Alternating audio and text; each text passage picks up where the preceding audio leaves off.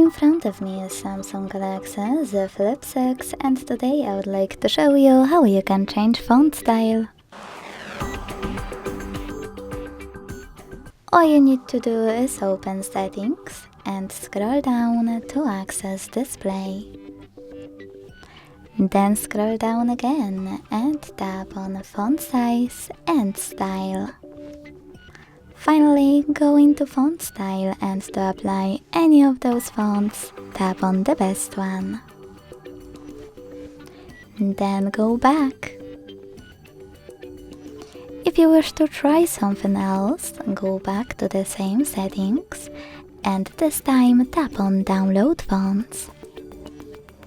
Then click on one of those icons next to any font you like, or click on the chosen one and tap Install at the bottom. Either way, when your new style is ready, go back and apply it by tapping on it on the same list as before. Thanks so much for watching. If you enjoyed this video, don't forget to leave a like, comment and subscribe. Bye!